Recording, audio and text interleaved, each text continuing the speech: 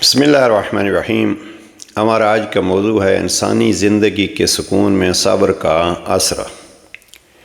حقیقت میں دیکھیے اگر تو اللہ سبحانہ و تعالیٰ نے جہاں جہاں بھی جو احکام ارشاد فرمائے ہیں وہ انسان کی زندگی کے لیے بہتر ہے، اور ان میں ایک تاکید جو اللہ سبحانہ و تعالیٰ نے کی ہے وہ ہے صبر کی تلقین۔ اور قرآن مجید کی تفسیر کے طور پر مجھے بہت پسند ہے، جناب امیر المؤمنین علی علیہ السلام نہج البلاغہ میں یہ فرماتے ہیں کہ صبر ایمان میں وہ مقام رکھتا ہے جو سر جسم میں رکھتا ہے۔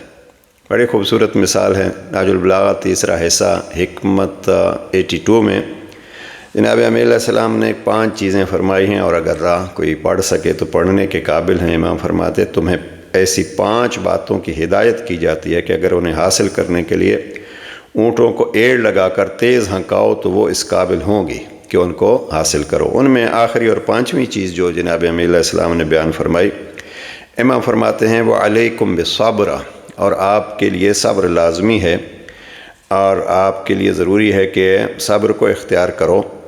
اور پھر جو امام نے مثال دی ہے، امام فرماتے ہیں کہ فَإِنَّ الصَّبْرَ مِنَ الْإِيمَانِ كَالرَّأْسِ مِنَ الْجَسَدِ وَلَا خَيْرَ فِي جَسَدٍ لَا رَأْسَ مَعَهُ وَلَا فِي إِيمَانٍ لَا صَبْرَ مَعَهُ، کہ صبر کو ایمان میں ایسی نسبت ہے جیسے سر کو بدن سے ہوتی ہے، اگر سر نہ ہو تو بدن بیکار ہے، یوں ہی ایمان کے ساتھ صبر نہ ہو تو ایمان میں کوئی خوبی نہیں ہے۔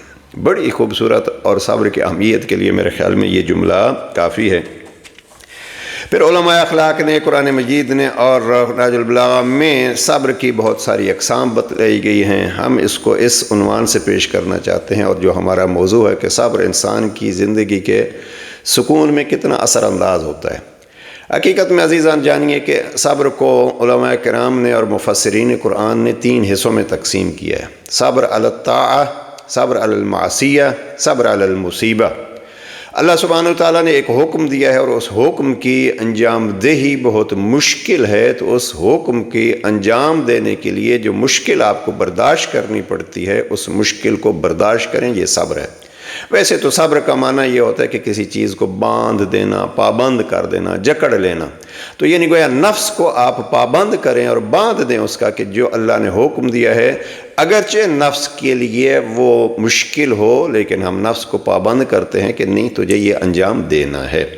تو صبر کی پہلی قسم کیا ہوئی کہ آپ صبر علی الاطاعہ، کہ اللہ نے حکم دیا ہے کہ یہ کام کرو اور وہ حکم آپ کے لیے مشکل ہے لیکن اس مشکل کے باوجود آپ اس کو انجام دیں۔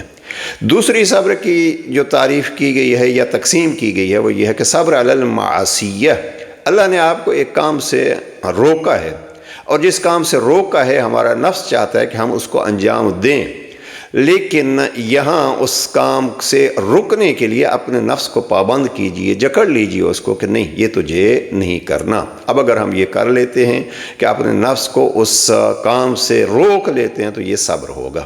اور تیسری، اور جو ہم فقط اسی کو مد نظر رکھتے ہیں اور مشہور قسم ہے، وہ یہ ہے کہ صبر علی المصیبہ، کہ مصیبت نازل ہوتی ہے، اس مصیبت پر آہ بکا کرنے کے لیے، یعنی چیخ و پکار کرنے کے لیے، اور آہ بکا بھی رب کے سامنے ہوتی ہے، اور خصوصیت کے ساتھ وہاں گلہ شکوہ۔ آپ اگر کہیں کہ مثلا اولاد دنیا سے چلی جاتی ہے، اب وہاں اولاد کے چلے جانے کے بعد جناب یعقوب جیسے نبی بھی اتنے روتے ہیں کہ اب یزت اینا ہو، تو وہ گریہ و بکا وہ الگ چیز ہے، لیکن کہیں اللہ کی شکایت نہ ہو۔ یہاں صبر علی المصیبت یہ ہے کہ آپ کو اگر اللہ کی طرف سے کوئی ایک مشکل کا، کوئی ایک امتحان کا سامنا آتا ہے تو اس پہ آپ اللہ کا گلہ شکوہ نہ کریں۔ مثلا بڑی مشہور آیت ہے سورہ بقرہ کی، وَلَنَبْلُوَنَّكُمْ بِشَيْءٍ مِّنَ الْخَوْفِ وَالْجُوعِ وَنَقْصٍ مِّنَ الْأَمْوَالِ وَالْأَنفُسِ وَالثَّمَرَاتِ وَبَشِّرِ الصَّابِرِينَ الَّذِينَ إِذَا أَصَابَتْهُمْ مُصِيبَةٌ قَالُوا إِنَّا لِلَّهِ وَإِنَّا إِلَيْهِ راجعون۔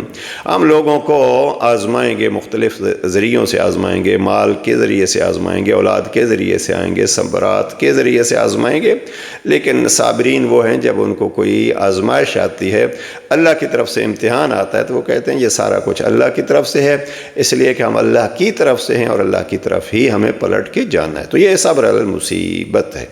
میں سمجھتا ہوں کہ یہ 3 صبر جو ہیں یہ ہر ایک اپنی جگہ پہ اہمیت رکھتا ہے، لیکن اس سے بڑھ کے جو علماء کرام اور علماء اخلاق نے دقیق چیزیں کہی ہیں قرآن مجید میں، بالخصوص آپ سورہ مزمل کو دیکھیے، قرآن مجید کے اس سورہ میں پیغمبر اکرم کو ارشاد ہوتا ہے کہ وَاصْبِرْ عَلَىٰ مَا يَقُولُونَ، سورہ مزمل کی آیت نمبر 10 ہے، وہ جو کہتے ہیں آپ اس پر صبر کریں۔ یعنی یہ صبر کی ایک خاص قسم ہے کہ آپ نے کس کے بارے میں کیا کہنا ہے اور آپ نے کس کے بارے میں کیا سننا ہے۔ آپ کو کسی نے فرض کیجئے برا بھلا کہا اور آپ اس کو جواب دینا چاہتے ہیں، تو اب یہاں صبر کیجئے، اس کو ان الفاظ میں نہیں بلکہ مہربانی کے ساتھ جواب دیجئے۔ اس کے بات کو آپ دوسرے پہلو سے دیکھیے، چلیں اس کو کہیں کوئی غصہ ہوگا، اس کو کہیں کوئی تکلیف ہوگی، اس کو کہیں کوئی غلط طور پر ہمارے ساتھ شکوہ ہوگا، ہم اس کو کچھ نہیں کہتے۔ اس نے کچھ کہہ لیا تو ہم کچھ نہیں کہتے۔ جناب پیغمبر اکرم کو ہے وَاصْبِرْ عَلَىٰ مَا يَقُولُونَ، جو وہ کہتے ہیں اس پہ آپ صبر کیجئے۔ میں آج بس انہی 2 چیزوں کو پیش کرنا چاہتا ہوں، اور یہی حقیقت میں زندگی کے سکون کا ذریعہ ہوگا کہ آپ کسی کو کہتے ہیں تو سوچ کے کہیں کہ کیا کہنا ہے۔ بالخصوص آپ کو کوئی کہتا ہے، برا بھلا کہتا ہے، تو آپ سوچ لیجئے۔ مجھے نہج البلاغہ کی حکمت 55 آپ کے خدمت میں پیش کروں۔ الصبر صبران، صبر علی ما تکرہ و صبر علی ما تحب۔ صبر کی 2 قسمیں ہیں۔ امام فرماتے ایک ناگوار باتوں پر صبر، یہی یعنی گویا اس آیت کی تفسیر ہے، وَاصْبِرْ عَلَىٰ مَا يَقُولُونَ، جو پیغمبر اکرم کو حکم ہے۔ ایک ناگوار باتوں پر صبر، آپ کے بارے میں کوئی برا بھلا کہتا ہے تو اس پہ صبر کیجئے، اور دوسرے پسندیدہ چیزوں سے صبر، یہ شاید صبر علی المعصیت آ جائے گا۔ آپ کو ایک چیز پسند ہے اور آپ کو اس سے روکا گیا ہے تو اس سے صبر۔ بہرحال خصوصیت کے ساتھ اس پہ دیکھیے کہ آپ کسی کے بارے میں بات کرنے میں صبر کریں۔ بڑا خوب کہا کسی نے کہ مرنجو مرنجان، کوئی بات ایسی نہ کرو کہ کسی کو تکلیف ہو، اور اگر کوئی بات آپ کے بارے میں ایسی کر دیتا ہے تو آپ کو تکلیف نہیں ہونی چاہیے۔ بس یہی یاد رکھیں، اور یہ زندگی کے سکون کے لیے بہترین نسخہ ہے صبر کا، کہ کوئی آپ کو برا کہے تو آپ رنجیدہ نہ ہوں، اس لیے کہ اس کی اپنی سوچ، اس کے اپنے کردار، اس کی اپنی زبان، لیکن آپ بھی پھر اپنی زبان کا خیال رکھیں، کسی کو آپ کی زبان سے تکلیف اور رنج نہ ہو۔ اور حقیقت میں ہمیں یہی سیکھنا ہے۔ ہم عموماً جو ہیں وہ صبر کو مصیبت ہی کے عنوان سے لے لیتے ہیں، لیکن خود ہم بہت سارے افراد کے لیے اس زبان کے ذریعے سے اور اپنے گفتگو یا عمل کے ذریعے سے تکلیفیں دیتے رہتے ہیں۔ لہٰذا زندگی کے سکون کے لیے مہم یہی ہے کہ سوچ کے بولیں کہ کیا ہمیں کسی کو کہنا ہے، کسی کے بارے میں کوئی ایسا لفظ نہ کہا جائے۔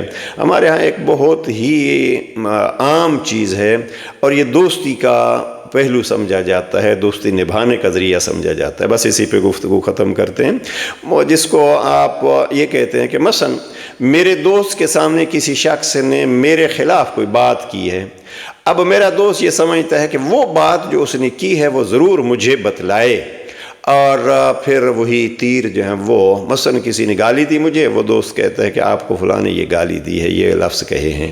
اب جناب امام زین العابدین علیہ السلام کے سامنے کسی نے ایسا ہی کیا، مولا آپ کو فلاں شخص یہ کہہ رہا تھا، امام علیہ السلام نے فرمایا اس نے ایک تیر پھینکا تھا جو مجھے لگنے سے پہلے ہی گر گیا تھا، اور آپ نے اٹھا کے وہ تیر مجھے مار دیا۔ لہٰذا کہنے کے سلسلے میں آپ یہ بھی خیال کیا کیجئے کہ ہم کسی کی کہی ہوئی بات آگے اس حد تک بڑھائیں کہ پھر وہ تیر جو گر گیا تھا گویا ہم خود اپنے ہاتھ سے اپنے دوست کو دوستی کے روپ میں وہ تیر نہ ماریں۔ لہٰذا کوشش یہ کرنی چاہیے کہ کسی کے بارے میں کچھ کہنے میں دقت اور صبر کرنا چاہیے تاکہ اس کی زندگی پرسکون ہو۔ والسلام علیکم ورحمۃ اللہ وبرکاتہ۔